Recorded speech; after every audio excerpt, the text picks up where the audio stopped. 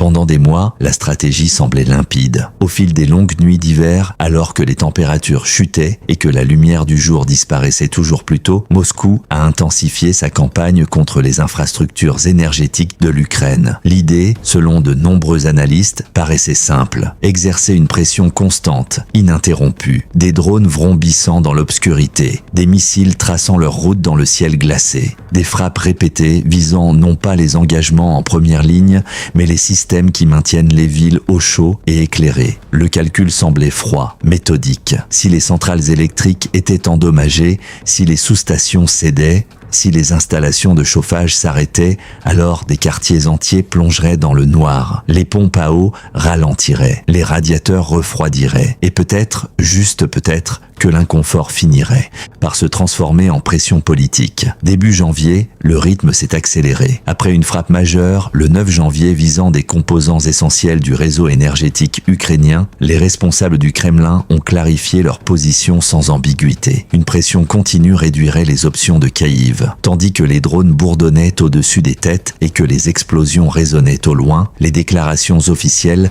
laissaient entendre que le corridor décisionnel se rétrécissait. Le message était clair, davantage de pression, davantage de perturbations, davantage de leviers. Puis vint le 20 janvier, lors de l'une des plus vastes vagues de la campagne hivernale, Kyiv a fait face à un barrage comprenant des missiles balistiques, des missiles de croisière et des centaines de drones d'attaque. Les sirènes d'alerte aérienne ont hurlé dans la capitale. Les habitants ont cherché refuge. Les explosions ont parcouru la nuit comme des ondes successives. Au matin, l'Ukraine faisait état d'un nombre impressionnant de projectiles entrants. Des incendies s'étaient déclarés dans plusieurs secteurs de la ville. Sur la rive gauche de Kyiv, les services d'eau et d'électricité avaient été perturbés. Les équipes d'urgence ont agi rapidement. Évaluation des dégâts, rétablissement des lignes, stabilisation des systèmes critiques. Mais il y avait une autre facette à cette histoire. Les unités de défense aérienne ont travaillé sans relâche pendant tout l'engagement. Si certains projectiles ont atteint des infrastructures, beaucoup ont été interceptés. La majorité des drones et missiles entrants n'ont pas atteint leur cible prévue. Les dégâts étaient sérieux, mais loin d'être catastrophiques. Pourtant, la pression ne s'est pas relâchée. Le 24 janvier, quelques heures seulement après des discussions diplomatiques à Abu Dhabi explorant la possibilité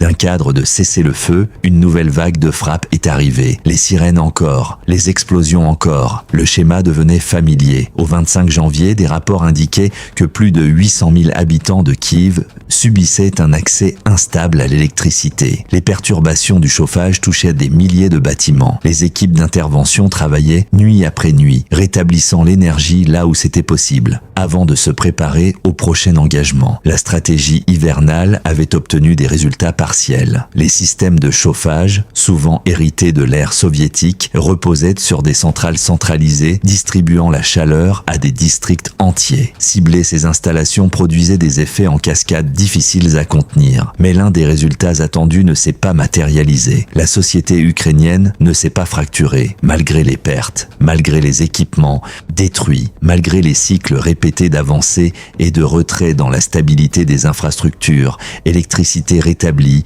puis coupée, aucune rupture visible de la détermination n'est apparue. Et puis, la dynamique a changé. Tard dans la nuit du 25 janvier, l'attention s'est tournée vers le nord, au-delà de la frontière, vers la région russe de Belgorod. Belgorod sert depuis longtemps de centre logistique dans ce conflit. Proche de la frontière ukrainienne, la région a soutenu des livraisons d'équipements, des rotations de troupes et des opérations de déploiement depuis les premiers jours de la guerre. Pendant des années, beaucoup à Moscou ont sans doute estimé qu'elle resterait hors d'atteinte sérieuse. Cette hypothèse a été mise à l'épreuve à plusieurs reprises, mais cette fois l'intensité semblait différente. Les autorités locales ont décrit ce qui s'est produit comme l'un des engagements les plus intenses que la région ait connu depuis le début du conflit. Des rapports faisaient état d'au moins 50 explosions dans la ville et ses environs. Des coupures de courant se sont étendues à plusieurs districts. L'approvisionnement en eau a été perturbé dans certains quartiers. La centrale thermique de Belgorod, responsable d'une part significative du chauffage régional, aurait été frappée à plusieurs reprises. Si cela est confirmé, les implications sont majeures. Cette seule installation couvre plus d'un tiers des besoins en chauffage de la ville. Soudain, l'équation hivernale a changé. Quelques jours plus tôt, Kiev faisait face à des perturbations massives de son système de chauffage. Désormais, Belgorod connaissait une instabilité comparable. Les responsables régionaux russes ont reconnu des dommages aux installations énergétiques. Les équipes d'urgence sont intervenues face aux incendies. Les évaluations étaient en cours. Les Ian étaient une lacaille. Déclaration insistait sur les efforts de rétablissement et affirmait que de nombreux projectiles avaient été interceptés. La vérification indépendante reste complexe en temps de guerre, mais un fait demeure incontestable. Les engagements ont franchi la frontière. Pour l'Ukraine, ce mouvement portait un poids à la fois pratique et symbolique. Sur le plan pratique, la proximité de Belgorod en fait une artère logistique essentielle. Les fournitures, les équipements et les renforts destinés aux zones de première ligne transitent historiquement par cette région. Perturber ce flux, même temporairement, peut compliquer la planification opérationnelle.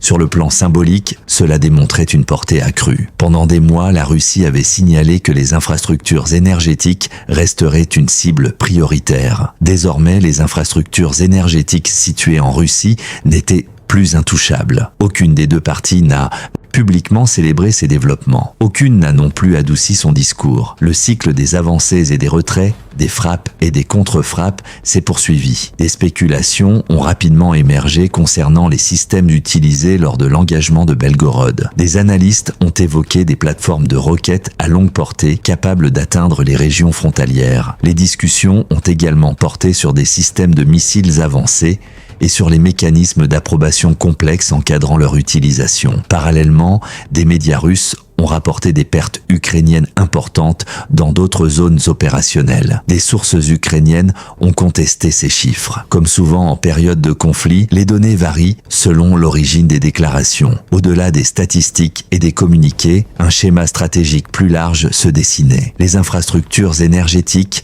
autrefois considérées comme secondaires, par rapport aux engagements en première ligne, étaient devenues centrales. Centrales de chauffage, sous-stations, réseaux électriques. Ces installations n'étaient plus périphériques. Elles constituaient des points de levier. Chaque frappe comportait un risque d'escalade. Chaque riposte signalait une capacité. Et l'hiver amplifiait tout. Le froid ne négocie pas. Il ne marque aucune pause diplomatique. Lorsque les systèmes de chauffage tombent en panne, l'impact est immédiat, personnel. Cette réalité a transformé les infrastructures en l'un des théâtres les plus disputés du conflit. Une nouvelle phase semble s'ouvrir, marquée par l'adaptation constante des stratégies, par l'ajustement des défenses, par l'évolution des capacités technologiques. Rien n'est figé. Chaque nuit peut redessiner les équilibres. Si vous souhaitez rester informé de l'évolution de ces stratégies, comprendre comment les nouveaux systèmes se comportent et suivre en temps réel les changements de dynamique, assurez-vous de vous abonner, car ce que nous venons de décrire n'est qu'un instantané d'un conflit en perpétuelle transformation. Chaque semaine apporte son lot de nouveaux développements, adaptation tactique, réorganisation logistique, ajustement diplomatique en coulisses.